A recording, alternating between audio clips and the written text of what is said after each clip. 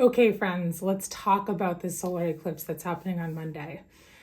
I have been really curious about this because I live in Maine and I will be able to go see it in totality, and I'm really excited about that. And I've been curious about the spiritual significance of it because it's been coming up a lot in conversations in my community. And so I've done some research, which I love doing, and wanted to share some of what I've learned with you. So I'm going to share some info and insights around the science of it, around the astrology of it, around the spirituality and religious implications of it. And then finally, I'm going to share what the meaning is for me, because no surprise, I think this is a massive opportunity for connection on all four levels: connection to self, connection to spirit, connection to all that is, and connection to others. So I hope this is helpful and informative on your journey and experience with the eclipse. And here goes. So first of all, in case you don't know, this specific totality eclipse, it's a total solar eclipse, is going to happen sort of starting in Mexico and moving all the way up through Canada, passing through actually 13 different states, parts of 13 states, ranging from Texas through like Illinois, Indiana, Ohio, Buffalo, New York, and then up through northern New England, so Vermont, New Hampshire, and Maine, and then moving into Canada. And so the last time that a total solar eclipse passed through the states was on a different path, a different trajectory, and that was in 2017.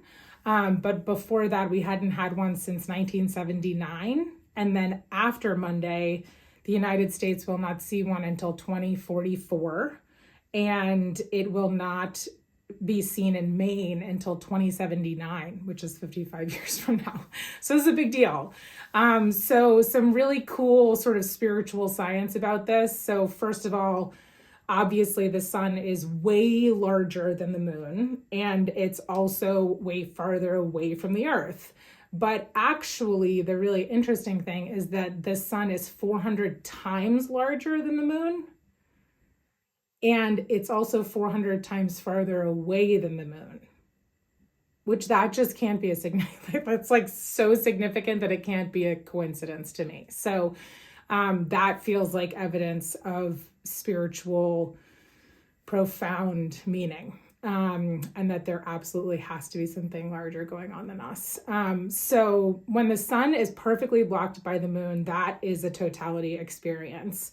The length of time that this will occur is going to be different in different places. So in Mexico, which is where it will be seen the longest, it's 4.5 minutes if you're like in the direct path of totality.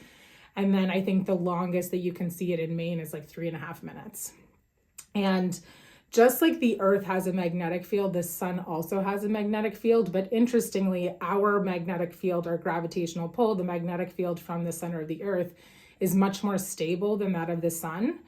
And the stability of the sun's sort of magnetic environment changes and sort of warps and unwarps in an 11-year cycle. And what's really powerful about this specific eclipse is that we're at sort of like the most unstable part of the sun's cycle of 11 years. We're at like the maximum instability. And in 2017, with the eclipse that happened that went across another part of the United States, it was at a very stable part, relatively speaking. So what that means is that the outer environment of the sun that we will hopefully be able to witness, if we can see it in totality, could be profoundly fascinating and wild and like otherworldly, because as the instability happens, there are solar storms, and there's something called solar wind, which is where like solar flares and particles and all different kinds of things go out into the sun's outer atmosphere. The way that the earth has an outer atmosphere, the sun does as well. That's called the corona. And there's all these happenings happening in it. And so it's very possible that totality will look very different for those of us that see it now than those that saw it in 2017. So that's going to be really interesting. And we just don't know exactly what we can expect, but hopefully it will be, I think no matter what, it's going to be a pretty profound experience. Beautiful, but also for me, spiritual. So I first want to cover some of the astrology around this event because it is really significant. I am not an astrologer, and it is possible that I will be giving you really, really, really butchered information, but this is what I've learned very generally speaking. So first, we're at the beginning of spring. So that's like a pagan earth tradition thing, not necessarily astrology. This is a time of new beginnings. And even though we just got a massive snowstorm in New England, it is indeed spring. And so this is the time of new beginnings and new starts and fresh things and things blooming and growing. The eclipse happens on a new moon, so another new beginning.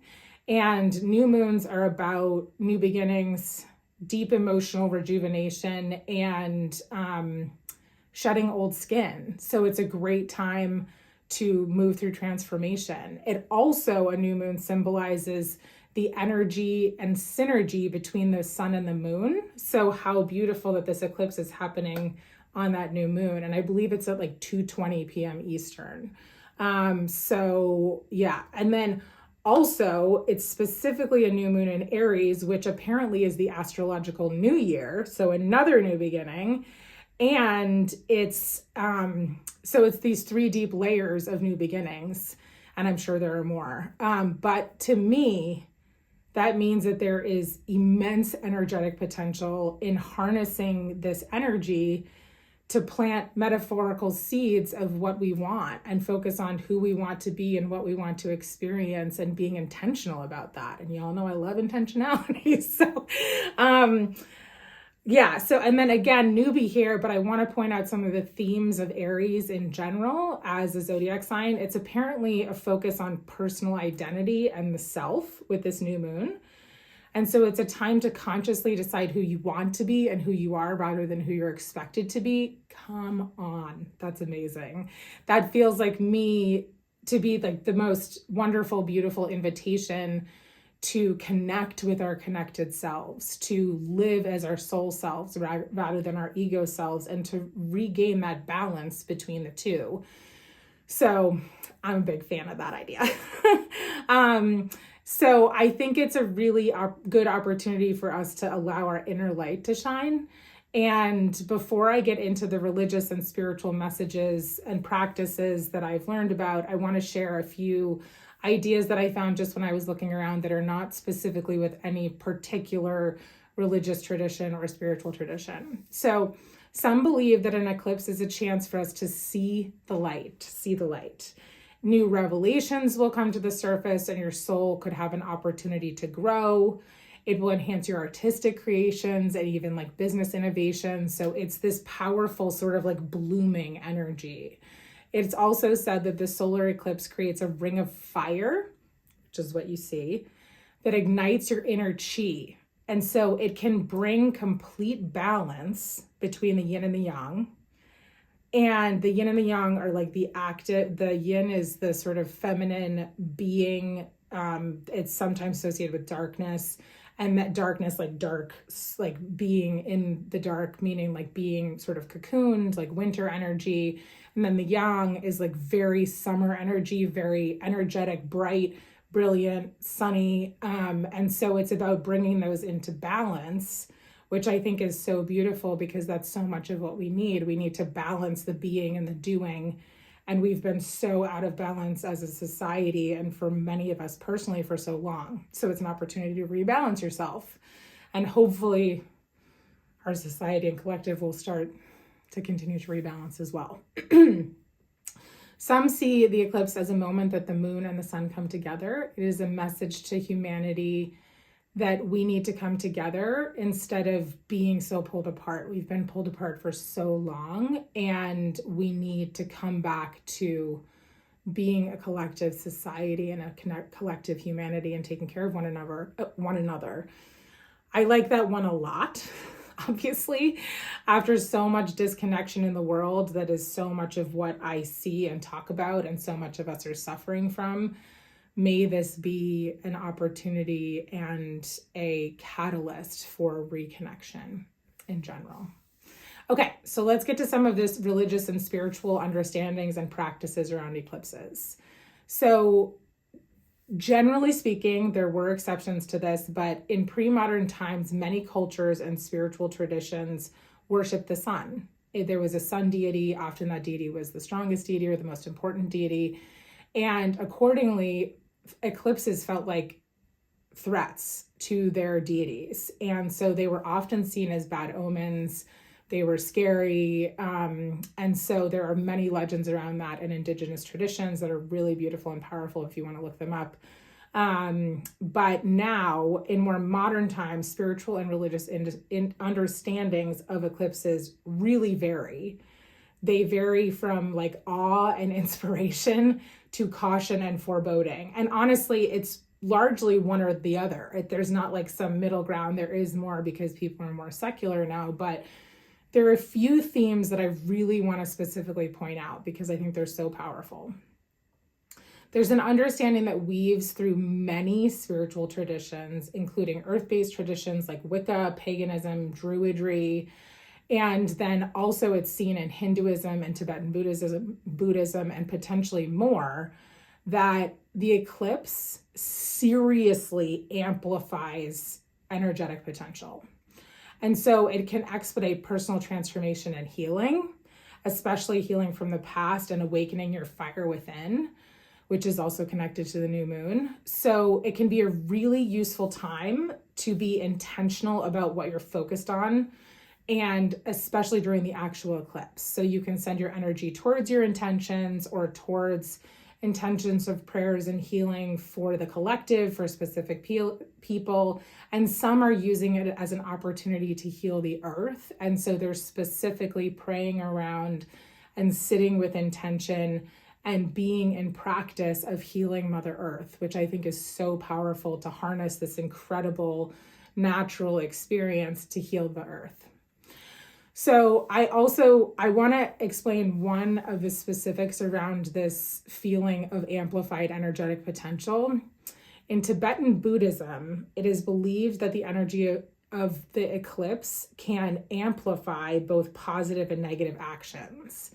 In fact, Lama Zopa Rinpoche said that on solar eclipse days, the karmic results of good intentions and actions is multiplied 100 million times.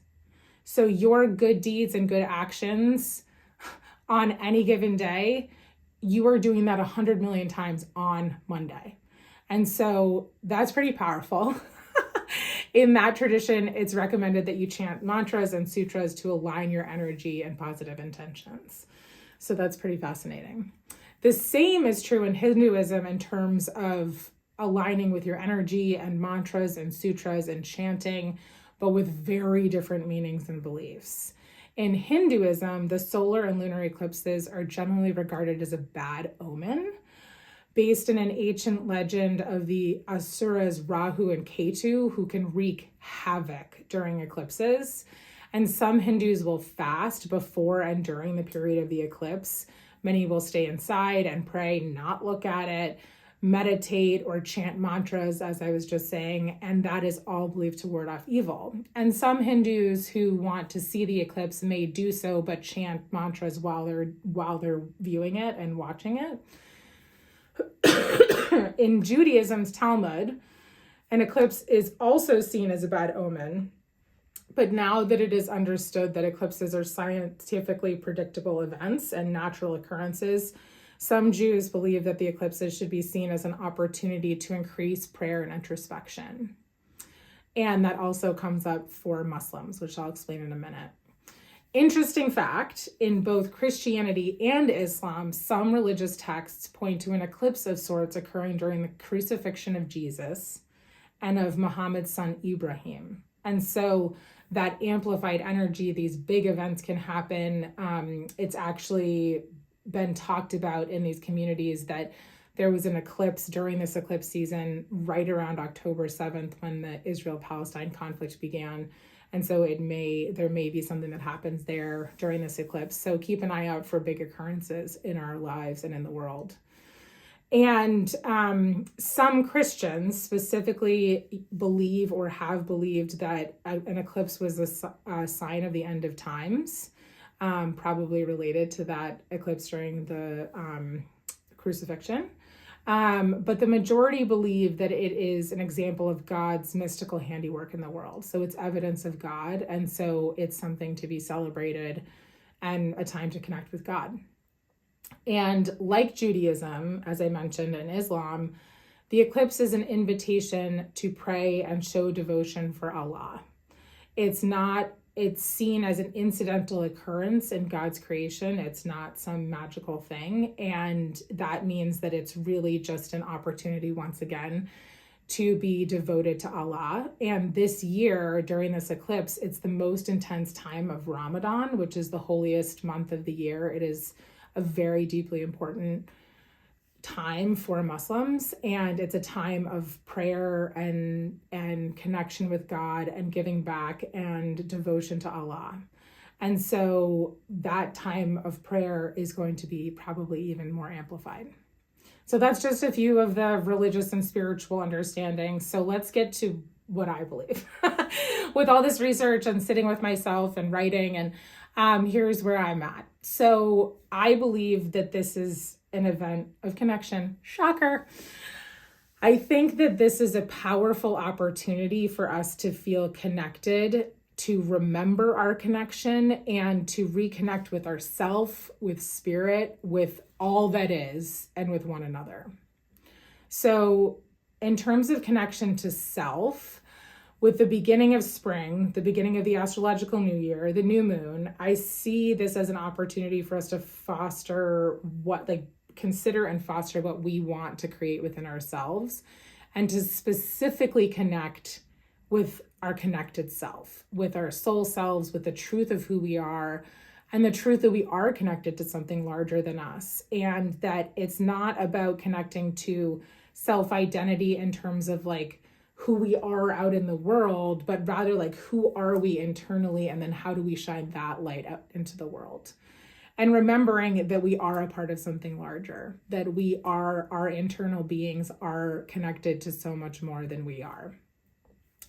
I also specifically see the eclipse as a reminder that we are that light. So remembering that we are light beings and light sources, just as the sun is, we are all part of this interconnected system.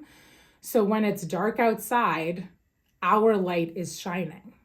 And there's magic to this light. And I also kind of wonder if seeing the corona and this incredible experience could be also us viewing what we are as beings with our light sources that we cannot see normally, that they are just as magical as the corona of the sun. So consider that if you see this.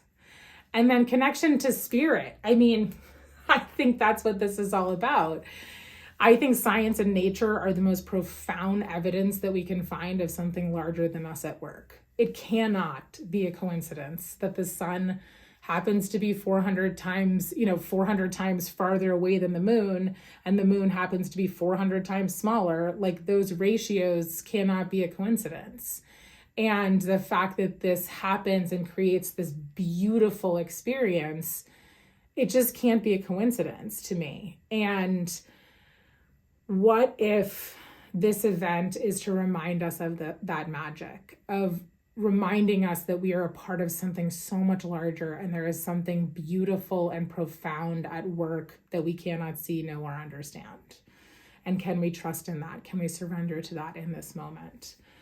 And I also believe that this is a reminder that there will always be times of darkness. Similar to the cycles of the earth and our seasons, that we have darkness and then the light returns, and then we have darkness and the light returns.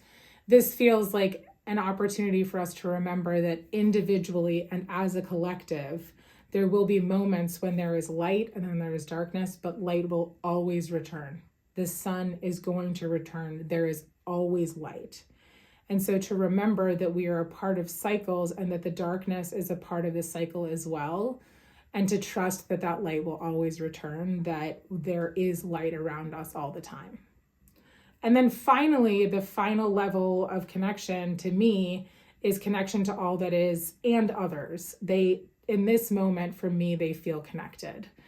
They feel very related. We are all connected to one another, and we are specifically connected to every part of the earth and the solar system and the galaxies and the sun and everything. It's a chance for you and I to remember that we are part of something so much more and that we are all connected. We are all part of something magical, mystical, and incomprehensible. Let that wash over you while you're watching this thing. I hope that you will be able to experience this incredible event. I hope that I will be able to experience it. I plan to be with dear friends and family, and I'm going to be in my favorite place in the world, up at Sugarloaf. And I personally plan to intentionally connect to my connected self and to spirit that day, to say affirmations and perhaps chant some meaningful mantras for me, and to move through the day with positive intention and openness, and to just allow whatever is meant to come and to surrender to that.